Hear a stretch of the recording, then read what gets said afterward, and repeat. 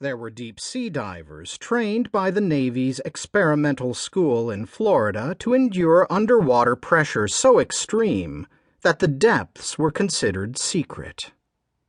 There were bomb diffusers just back from Iraq with tired eyes and easy smiles, and the latest operational intelligence on IED design. There were Air Force historians trained to identify, from the smallest fragment of metal or plastic, the make and model of any U.S. aircraft built since 1941.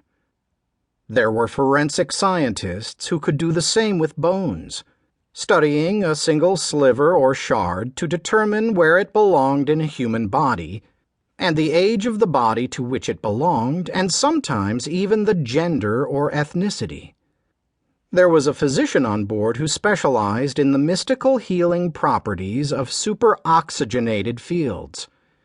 There were fishermen equipped with massive spears to haul parrotfish and unicorn fish from the depths and grill them over an open flame on deck. Together they would spend 6 weeks on the barge, and then they would disperse again, to the desert, to the jungle, to the rainforests of New Guinea or the airless peaks of the Himalayas. But here, now, in the deep cerulean nowhere of the Pacific Ocean, on a tiny archipelago more than 1,000 miles from the mainland, they had come together for a single purpose: to bring up what they found below. Of course, no one knew just what that was. That was the question. That was the mission. The coordinates of the barge had been guarded for years by the American and island governments.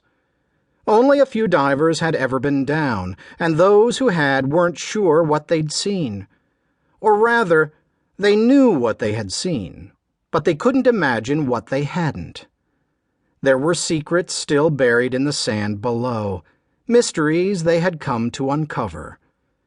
But the islands had a way of keeping their secrets. Sometimes they seemed to keep time itself.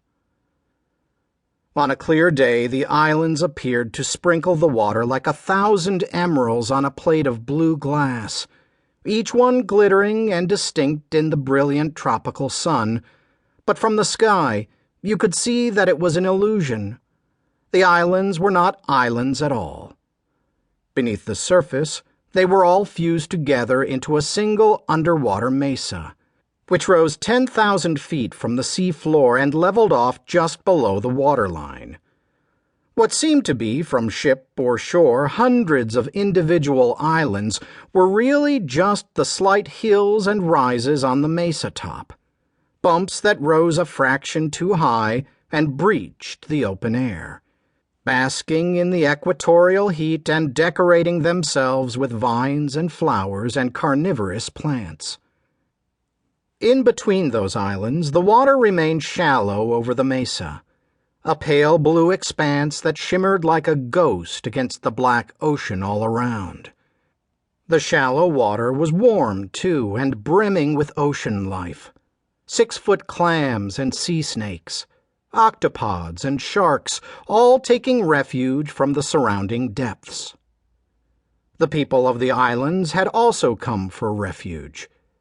Anthropologists believed they were a mixture of races drawn from 1,000 miles all around. Lost sailors and adventurers, prospectors and rogues, converging over centuries on the coral shores to form a people in the jungle. The people did not have a creation story. They had many. One told of a girl who ate too much and grew enormous and toppled over in the water, the curves of her shoulders and breasts and knees forming the various islands. Another told of a young woman who offered food to the gods when they were hungry and was immortalized in death as the largest island, with her children arrayed around her. Many of the island myths featured women. Women held special power on the islands. Women elected the tribal chiefs. Women controlled the tribal land. There were many princesses on the islands, each with a special necklace made of shells. The anthropologist Emery knew the islands.